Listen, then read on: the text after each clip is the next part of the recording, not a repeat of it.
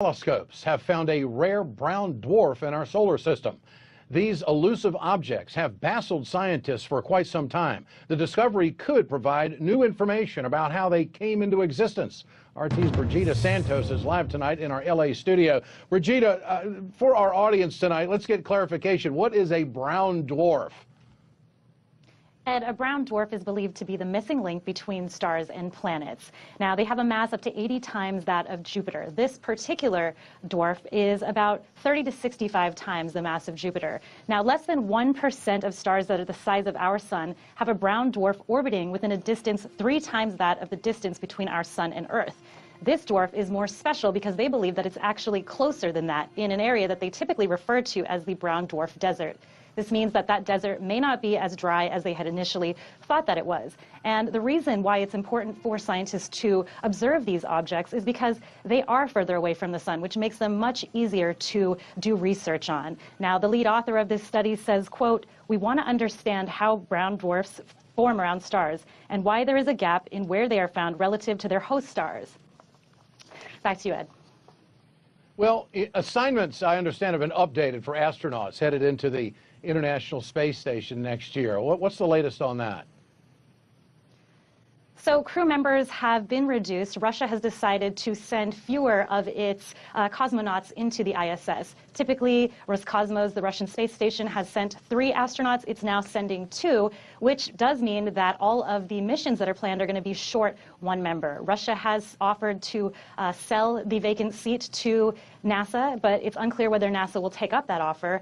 And this does not mean that Russia is getting out of the space game or slowing down even. In fact, they are planning to launch a new segment of the ISS next year or in 2018, depending on when it's actually finished. And at that time, they're going to be sending additional crew members up to the ISS. But right now, it's really about cutting costs for them and saving money. Now, the first ISS mission of 2017 is scheduled to take place in March. And during that time, they are going to send Russian cosmonaut Fyodor Yurchikhin, who is going to act as the commander, along with 1 member of NASA, astronaut Jack Fisher. And from there, about 4 other ISS missions will take place between May and November of next year, Ed.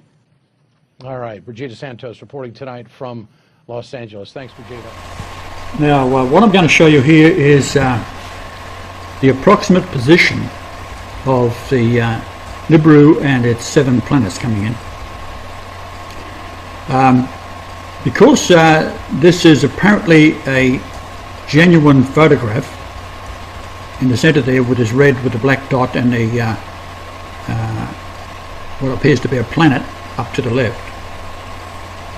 It's coming in, this photograph, what I'm going to show you on Stellarium, is set up for Hobart, Tasmania, south of Australia. And you'll see Jupiter. Now, if you just notice around here, the stars aren't that numerous, and I think what's happening is that the light coming from the distant stars are being absorbed into the rear of the magnetic field because the light is being bent. I mean, light is bending in space all the time. In the old cathode ray tubes, which is the old television sets, that's how a television set works. You bend the light, electrons coming at the screen. So I'll now go over to Stellarium and show you the same scene, basically. So there's Jupiter there. We'll pull that over. So in this area here is where I was showing you. Now I'm going to show you what happens when we get out and away from that spot that I've determined where this is going to be. And you'll see how the light comes on. And then as we go back towards where I think that the Nibiru object is the lights go out, so I'll go back again, the lights go on. So the light is being bent and absorbed by the Nibiru object. So we'll go up now towards Taurus, which is up here, and you'll see the light comes on again. There's Taurus there. The light's going off and on. So possibly this hasn't been noticed by the authorities. I'll just go up again. Now she comes on again. Come back down. Jupiter just goes off screen. Now we'll go left and right. Give it some perspective. Light comes on, off,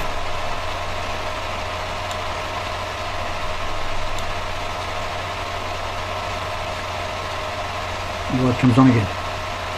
So it would appear to be around this area here. Not to say that it is, but it appears to be that's where the effect is occurring. Now, it could be behind Jupiter itself. It could be over this area here, but somewhere in this general vicinity.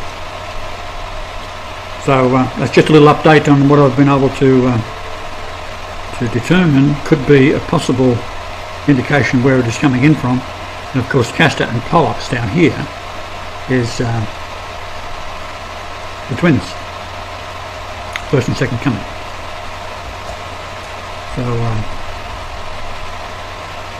I'll talk to you later. Planet X special bulletin: a dwarf star and 7 planets are coming in. For the past few hours I've been listening to Patty Brassard, spelled Brass, B-R-A-S-S-A-R-D,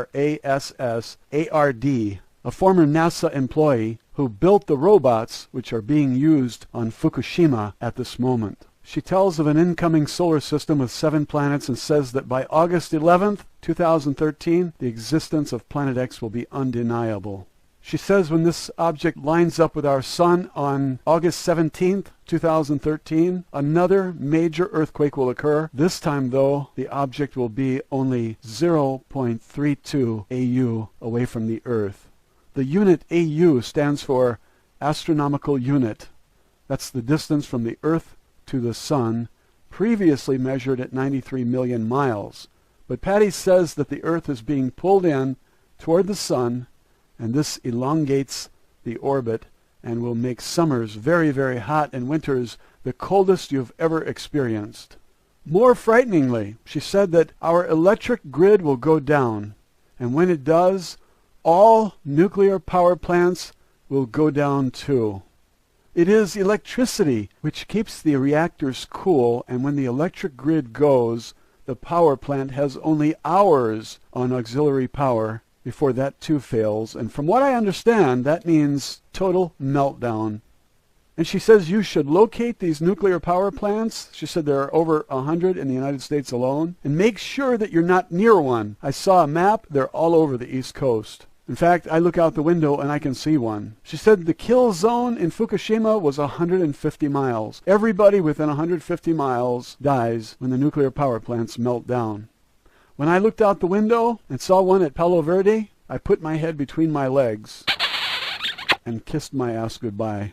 Patty's in Massachusetts and her basement is at sea level, so she does not intend to survive the passing of Planet X.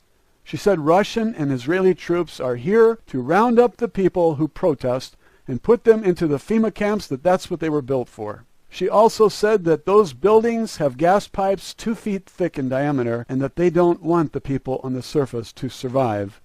She talks about Auschwitz, and I gather that they're going to gas the people in there. Don't go to a FEMA camp under any circumstances. You will never come out alive, according to Patty. She said that the coffins can accommodate 3 bodies, and if you wind up in a FEMA camp, you might as well be in Auschwitz under Hitler, because they didn't rig gas to these quarters to make sure that you're nice and comfortable. The government never gave a rat's ass about you or your comfort. It's always been about them. They want you dead, and now the truth is coming out from yet another whistleblower. She said all those near the coast are finished. She said we will see the seas rise 200 feet just from the melting of the South Pole, and that the melting is occurring not from the top down, as you might expect from global warming, but from the bottom up. In addition to 200 feet rise in sea levels from the melting of the South Pole, she said that as this object gets closer, it will stop the rotation of the Earth. And as it slows down and the seas keep moving, she says because of the moon, that the moon controls the waters, and that water will continue to move at 1,000 miles per hour, and that anyone living near the coast is finished. Now this follows 3 days of darkness, which she says is caused by an eclipse. This object is between the sun and us. She says that Mars is getting hammered right now with all the debris from the tail, and she recommends that if you want to survive, that you find the highest place on Earth and get underground. Dig a hole. She says bring a camper and bury it under 3 feet of earth. She says rent a backhoe or something to cover it up. I think this is all insanity. What are you going to do? Breathe radioactive air and survive? You're going to go fishing? Catch fish in order to eat? She says the worst of this will be from the end of August until November. That's 4 months. How are you going to survive? September, October, November, 3 months. Each person needs half a gallon of water every day. Fresh water, not radioactive water. I think most of us had better put our heads between our legs and kiss our ass goodbye. All those things I spoke about in my Planet X videos, I have about 40 of them. One of them has over 1 million views. And all those things I talked about turn out to be true. And nobody is sadder than me about that. I wanted it to be wrong. I wanted the earthquakes and volcanoes and sinkholes to be some kind of hoax. But who has the ability to cause earthquakes and volcanoes and sinkholes just to have fun? It's not easy to fake a quake, Jake. This is not a mistake. California, Patty says, will drop into the ocean. It's somewhere between the 17th of August, 2013, and the 26th of August. She says there will be a magnitude 15 quake, centered in Seattle, Washington. So I picked up the phone and called all my friends and told them, and they laughed at me. Oh, that's crazy. Go back to sleep. Patty says her own family has scheduled a family reunion from the 10th of August to the 17th. So that tells you how serious her own family is about her words. I think it's very serious. You don't call in all the ambassadors from all the embassies and close the embassies on a whim. These people have tickets to the underground facilities, and you don't, because you are a dirtbag. That's what I've been saying all along. They treat you, the host of the parasites, like a dirtbag. You paid for all of those underground facilities over the past 50 years, and now you're not invited. And so they expect when the people learn the truth, they're going to be angry.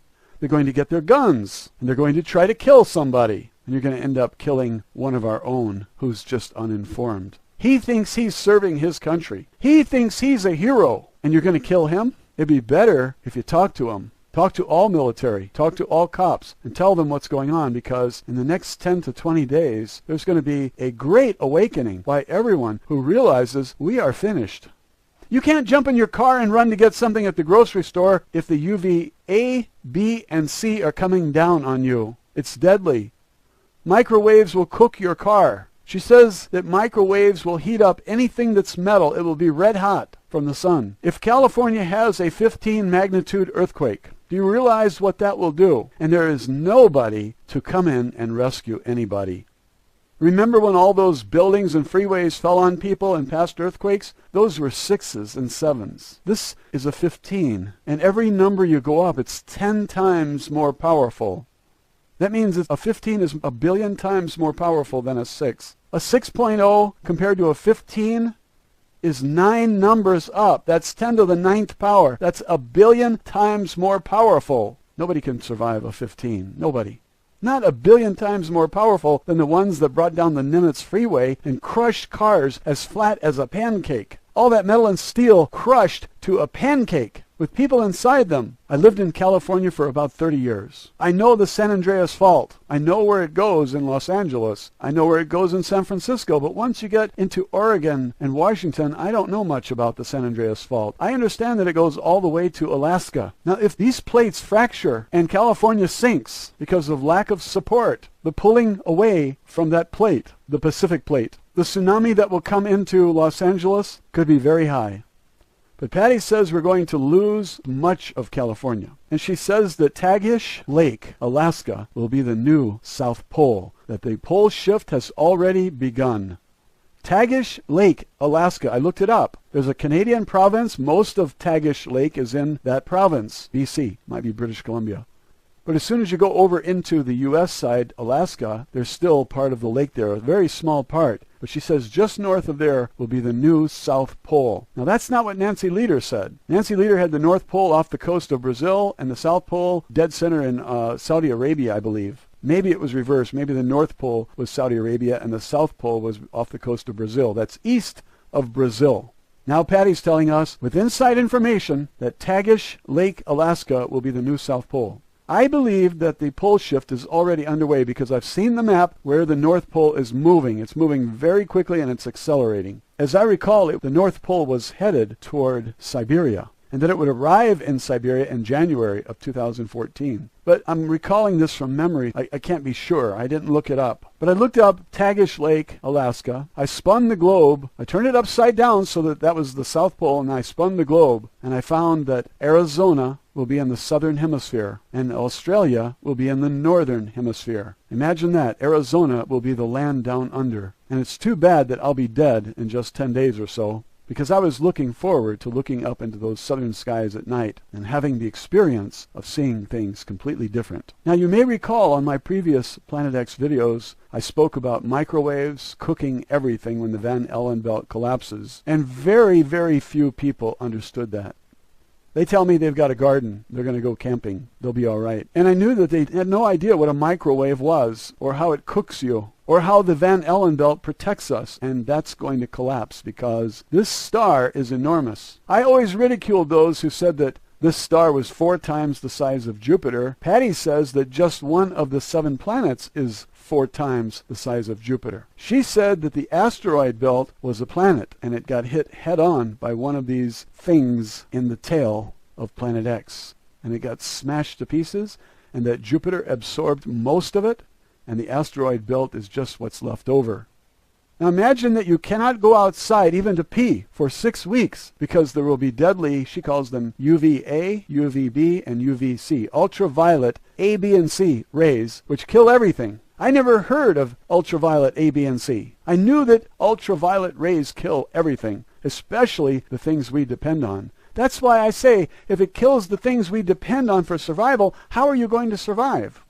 She says that some people will survive. Maybe those microorganisms will be inside the caves. I don't know. I think life is going to be extremely difficult. I hope that the first to die are those in the underground facilities, the so-called elite and government, because they are the most evil. And all you religious people who think that Jesus is going to save you, well, you're going to find out. Now, this announcement that I'm making to you is the most grave announcement I have ever made about anything. And while Patty gives advice about how to survive, she says, dig a hole, cover it with at least 3 feet of dirt, put some sort of camper or something in there, rent a Caterpillar or something that costs $200 a day, and dig a big hole in your backyard, put your camper in there, and then cover it up with 3 feet of dirt. That's crazy. You won't have food. You won't have water. You won't be able to go outside. How are you going to flush the toilet? If you do survive, you're going to be a totally mind-controlled, chipped slave for the elite, if they survive. But she says that these underground facilities, which are now stocked with food that is uncontaminated by Fukushima radiation,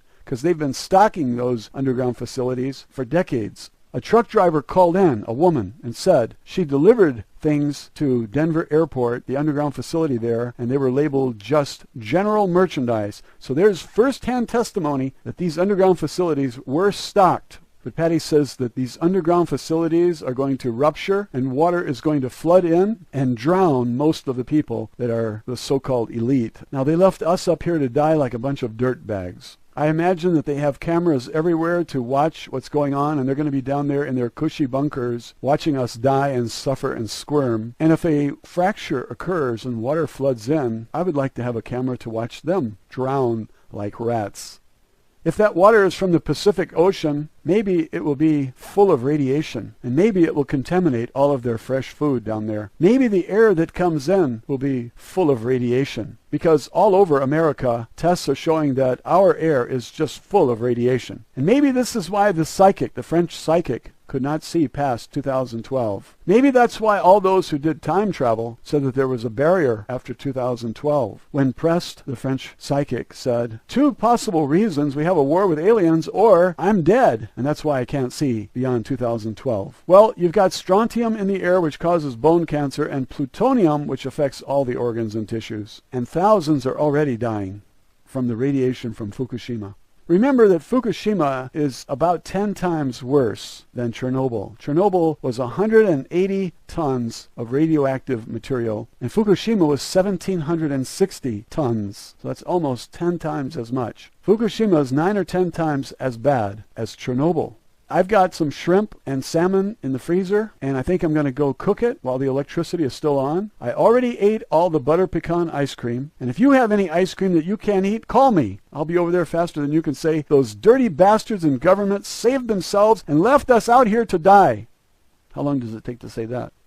How do you like this? The U.S. military is guarding the DUMBs so that you can't get in. They will shoot to kill. They will kill Americans to prevent them from getting into the underground facilities. Well, I don't want to breathe the same air those people breathe. I might wind up like them.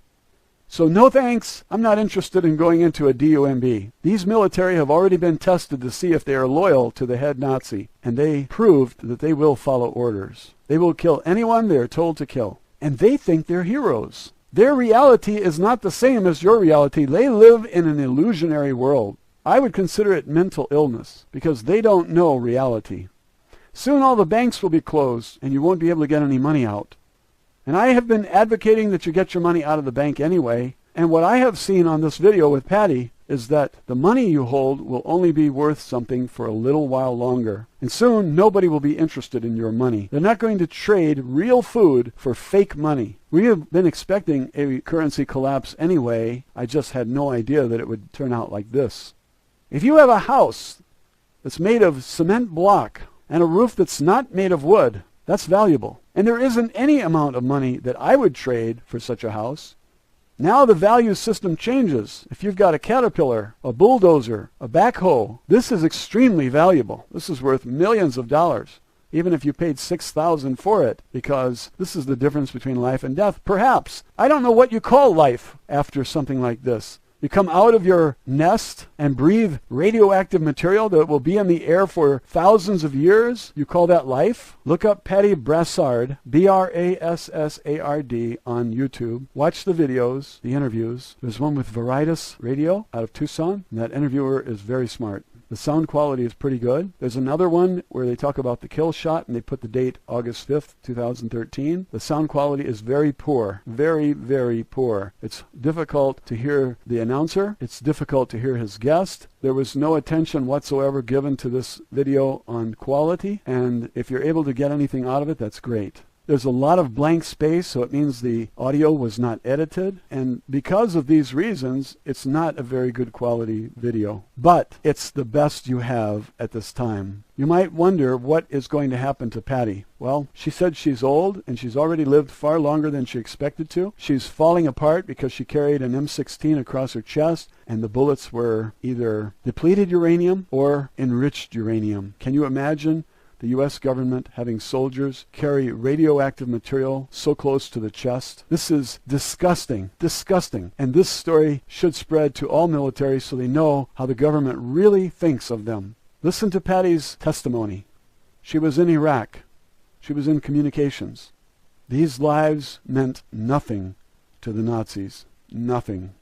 They were pawns, and the military should understand that. I didn't know that they were using enriched uranium. I knew they were using depleted uranium, but I thought it was only for shells. She said when they are trying to penetrate the ground, they use enriched uranium. These are war crimes. That's who your government is. They're war criminals. They're false flag inside job terrorists. And Patty says the last 4 major terrorist attacks were all inside jobs, and it was done in order to take the guns because they can't pay the Chinese in gold, and so they offered them coastal properties. The Chinese wanted coastal properties, but they said, you disarm the people first. That's what Patty said. That shows you she has a lot of inside information. Now remember, August to November, about 4 months, will be the roughest part of the passing of Planet X. She said if you want to save yourself, it's already too late. She produced some very believable images to support her claims, and she claims to be able to access computers at NASA and EPA and other government agencies. And she revealed that NASA is not a government agency, it's a private corporation. She said it's no more government than the Federal Reserve is. There's one more thing I would like to tell you. She said that 6 astronomers or scientists, these are top astronomers and scientists, had decided that they were going to talk and tell the people, and all 6 of them were killed recently. I haven't heard of it. I don't know who the scientists are, but I think that Patty might be murdered soon also. I would not be surprised. In fact, I am also looking for a bullet but I'm old and it doesn't matter if they kill me. I don't want to die of thirst. I don't want to die frying under a microwave sky or dying under UV light, ultraviolet light. This is not for me. I'm going to continue my effort to inform and let the chips fall where they may. You all have a right to know what's coming, and your Nazi government will not tell you anything because they want you dead. That's the way it's been for a long time now, and I've been saying it from my first video because I've been reading and putting the pieces of the gigantic puzzle together, and I know what evil looks like. Government is pure evil. And if you didn't know that before today, the next 10 days are going to be enlightening, trust me.